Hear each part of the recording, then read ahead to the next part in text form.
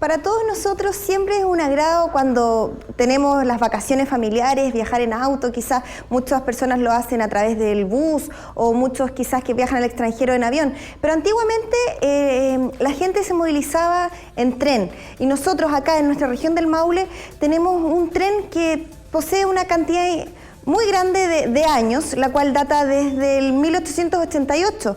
Estoy hablando del último ramal, el último ramal que existe hasta hoy en día en nuestro país. Para conversar sobre eso, vamos hoy día en nuestro programa a estar con el historiador de la región del Maule, Jaime González Colví. Él es historiador de la Academia de Historia de Chile. Actualmente también es investigador de la Universidad Santo Tomás. Bienvenidos, esto es Agenda Región.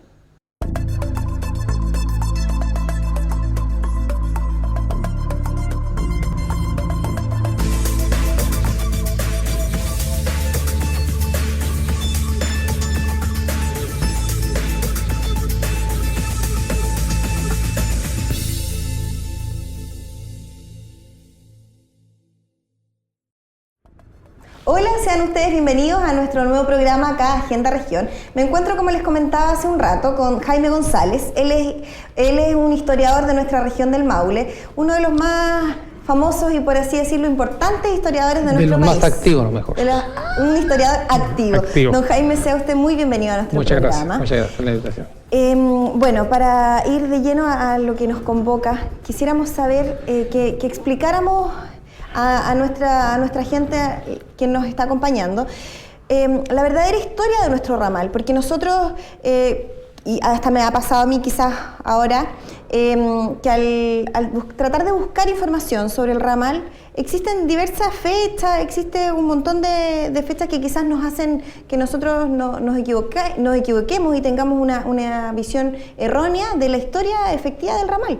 ¿Qué nos puede contar usted? ¿El ramal efectivamente comienza su construcción, como aparece en internet o en diferentes libros, en el año 1888?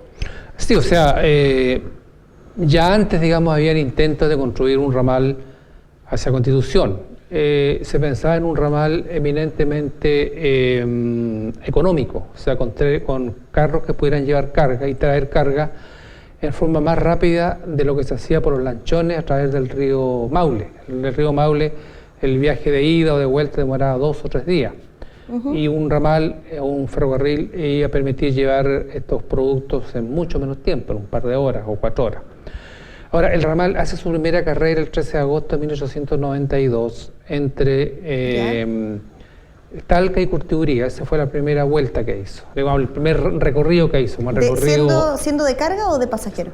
De pasajero, o sea, con 2 carritos de pasajeros donde se llegaron la autoridad y se inauguró esto. Posteriormente, cuando ya, digamos, se fue avanzando en las estaciones hasta llegar hasta la orilla del río Maule, porque después, digamos, para pasar el río Maule hubo que construir el puente, paulatinamente fueron variando los carros de carga por carros de pasajeros, porque los talquinos se dieron cuenta que las vacaciones que ellas hacían yéndose hacia Constitución por Linares de Perales y demorándose 3 días, ahora lo podían hacer en un plazo de 4 horas o 5 horas. 3 días se demoraban, sí, para llegar desde Talca, en lanchones, hasta el río Maule, embarcándose en Linares de Perales, un puerto que ya está prácticamente borrado en la comuna de Maule. Entonces, poco a poco, los carros de carga se fueron cambiando por carros de pasajeros. Y la mentalidad del maulino, esto yo lo trato en un trabajo que publiqué en el boletín de la Academia, fue cambiando su mentalidad de pescador a administrador de pensiones, o administrador de hoteles, o a vendedor de cualquier cosa que al turista le pudiera interesar en estos 3 meses que estaba en Constitución. Porque la gente sabía en Constitución no solamente de Talca, sino que de todo el país. De todo el país iban a... La vacación era mediados de diciembre hasta mediados de marzo, vacaciones larguísimas. Y Constitución se llenaba de talquinos, se llenaba de gente incluso de Santiago, de Concepción. Tenía muchos veraneantes. Y yo publiqué hace algún tiempo en el diario El Centro un artículo que titulé El centenario del balneario de Constitución, porque el año 13, 1912-1913, ya Constitución estaba totalmente constituido, por así decirlo, en un lugar turístico. Habían 5 o 6 hoteles, innumerables residenciales, y como dice Mariano Latorre, un escritor, fue testigo de esto, el pescador cambió su espíritu de pesca porque era más fácil sacarle plata a los turistas, ¿cierto? Y vivir el resto del año del turismo, de que lo que se trabajaba en esos días. Entonces, o sea, en esos años ya Constitución estaba en el auge, digamos, era el auge de Constitución. Yo digo que ahí la familia como lugar para veranear. Y si tú ves en la revista Zigzag, se publicaban páginas sociales. ¿Estamos hablando de qué año? Año 12, año 13, año 14, año 15, año 16, hasta el año 20. Hasta el año 1920. 20, incluso un poco más, porque la familia Larraín, la familia Irarrázaval, la familia Cousiño, los políticos de la época, el presidente de la República, todos de la época, ahí. el presidente Montt, veraneaban en Constitución. Y hay fotografía del presidente Montt bajándose, ¿no es cierto?, en el ¿del ramal? Puente de Piedra, en el lugar donde estaba construyéndose el puente, y yéndose en una lancha a vapor con la bandera presidencial puesta en la proa y desembarcando en Constitución en el río Maule, tomando un caballo con su comitiva y llegar a Constitución a recibir los homenajes del antiguo Club Social que estaba donde hoy día está el Banco del Estado.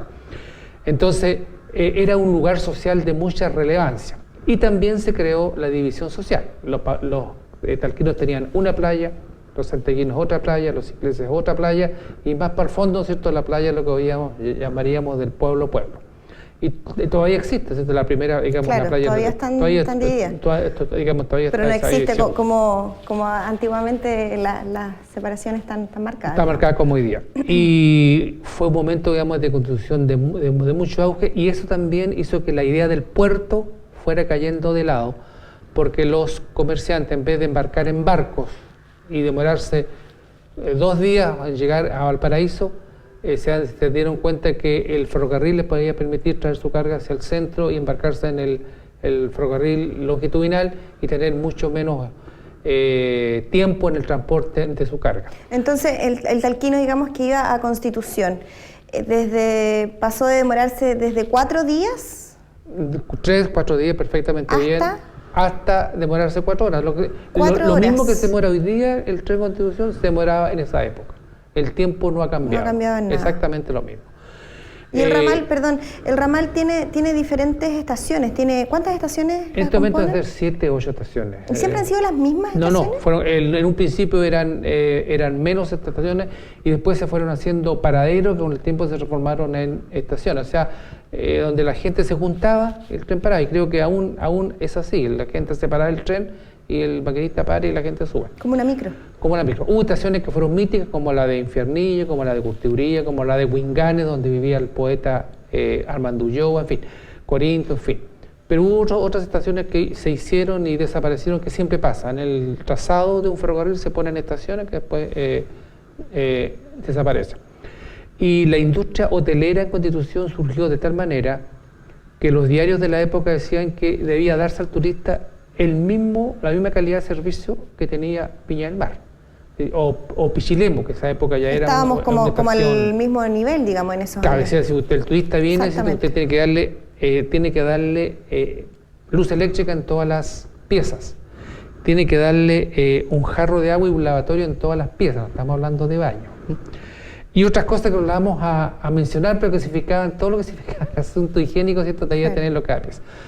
Y había hoteles que el año 12 ofrecían música en vivo en la hora de la cena o la hora del almuerzo. Entretención para los niños. Incluso en 1907 se publicó uno de los primeros folletos turísticos, creo yo, que tiene el país, que se llama Playas de Constitución 1907.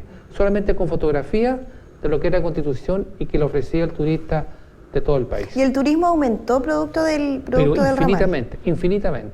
¿Y cuántos trenes, por así decirlo, llegaban al día? El año 12 ya se instauró el tren dominguero, que significaba el que partía en la mañana y volvía en la tarde. Porque la gente cuando iba a Constitución, te reitero, a veranear lo hacía por un largo tiempo. Se instalaba por 3 meses. Mes, una cosa así. Los veraneantes talquinos instauraron un festival y un baile que se hacía al final de temporada y donde solamente, digamos, iban las familias más destacadas, se hacía en el muelle. En esa época era un muelle muy ancho, en madera, que lo había regalado don Enrique Adón, y ahí se hacía, ¿no es cierto?, esta especie de fiesta de la primavera, por así decirlo, con carretas adornadas que paseaban por Constitución, y eso significaba el término del verano.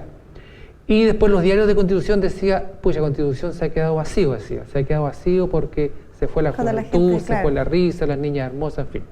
Y pasaba otra situación muy curiosa, que los dueños de los hoteles y de las pensiones iban a la bajada del tren a disputarse los pasajeros, de la peor manera. Entonces hacía que un espectáculo muy poco edificante para, claro, a disputarse aquí, yo tengo esto, no, yo tengo lo otro, en fin.